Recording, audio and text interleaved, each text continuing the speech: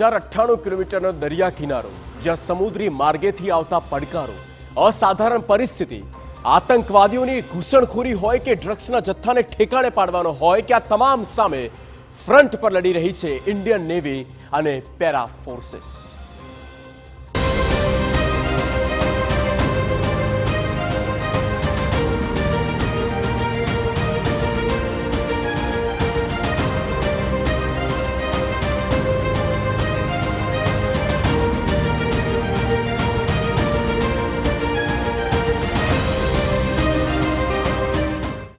સમુદ્રની ઉછળતી લહેર, અફાટ આકાશ અને પગ ખૂંપી જાય એવી દલદલવાળી જમીન, આ તમામ પડકારોને પહોંચી વળવા સુરક્ષાનું જે અભેદ કવચ બન્યા છે તે ઇન્ડિયન આર્મી, ઇન્ડિયન એરફોર્સ અને ઇન્ડિયન નેવી।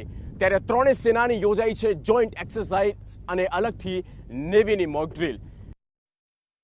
ગુજરાતના કોસ્ટલ એરિયાને વધારે સુરક્ષિત કરવા પહેલીવાર ગુજરાતના પોરબંદર ખાતે યોજાઈ સી વિજિલ। ભારતીય નેવીની ચોથી આવૃત્તિ આ વખતે ગુજરાતના 1600 કિલોમીટરના દરિયામાં થતી અઘટિત ઘટનાઓને પાર પાડવા એક એક્સરસાઇઝ કરવામાં આવી।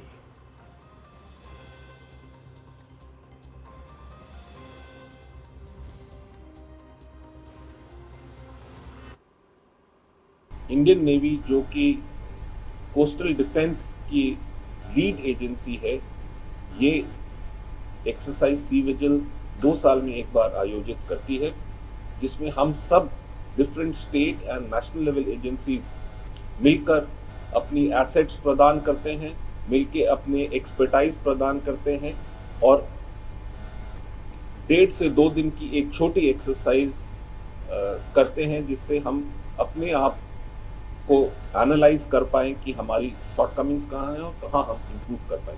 तो ये एक्सरसाइज सी विजिल 24 इसी के अंतर्गत रखी गई। સમગ્ર વિશ્વમાં સતત બદલાતી જતી ભૌગોલિક પરિસ્થિતિ, દરિયાઈ માર્ગ, દરિયાકાંઠાની સંપત્તિની સુરક્ષાથી ઉદ્ભવતા જોખમો અને ખાસ તો 26/11 મુંબઈ હુમલા બાદ દરિયાકાંઠાને સુરક્ષિત કરવા અનેક પગલાં લેવામાં આવ્યા છે। એક્સરસાઇઝમાં બ્લુ ફોર્સ અને રેડ ફોર્સમાં બનાવવામાં આવી। બ્લુ ફોર્સ એટલે કે સેન્ટ્રલ અને સ્ટેટ એજન્સી, જ્યારે રેડ ફોર્સ એટલે એટેક કરનાર। તો બ્લુ ફોર્સ આઈડેન્ટિફાય કરીને તેનો ખાત્મો કરે છે। 11,098 કિલોમીટરના સમુદ્ર સુરક્ષાને, સમુદ્રના કિનારાને વધુ મજબૂત કરવા માટે થઈને અને સી વિજિલ 24ની ચોથી આવૃત્તિનું આયોજન કરવામાં આવ્યું છે પોરબંદર ખાતે। ત્યારે કેવા પ્રકારની આખી આ તકેદારીના ભાગરૂપે શું પગલાં લેવામાં આવશે, મોક ડ્રીલનું શું મુખ્યત્વે ઉદ્દેશ્ય છે, મારી સાથે नेवल इंचार्ज जुड़े चुके हैं मिस्टर सतीश वासुदेव सर। स्वागत है आपका TV9 पे। सबसे पहले ये सवाल हो रहा है कि क्या उद्देश्य है इसी विजिल 24 का, ये 4th एडिशन होने जा रहा है और मॉक ड्रिल के पीछे का मकसद क्या है? जैसे मैंने पहले बताया था, ये सी विजिल 4th एडिशन बहुत ही महत्वपूर्ण एक्सरसाइज है फॉर द इंडियन नेवी।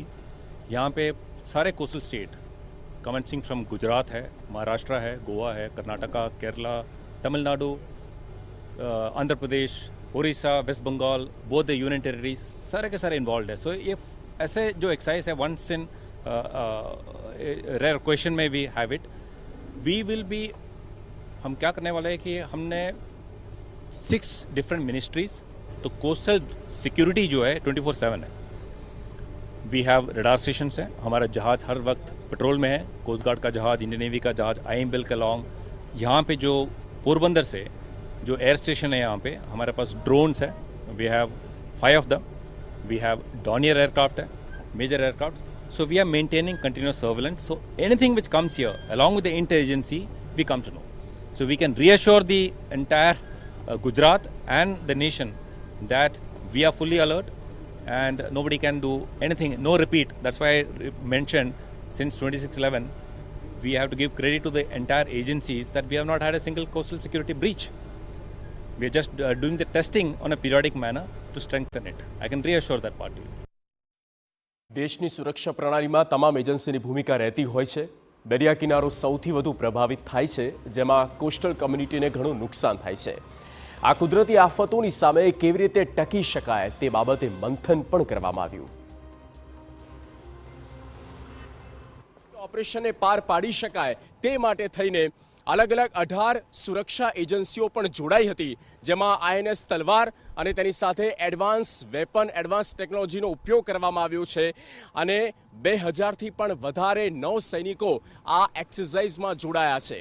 સાથે મરીન પોલીસ હોય, IB, state IB, central IB, fisheries department અને સિસ્મોલોજી ડિપાર્ટમેન્ટની સાથે લોકલ મરીન પોલીસ પણ જોડાઈ હતી.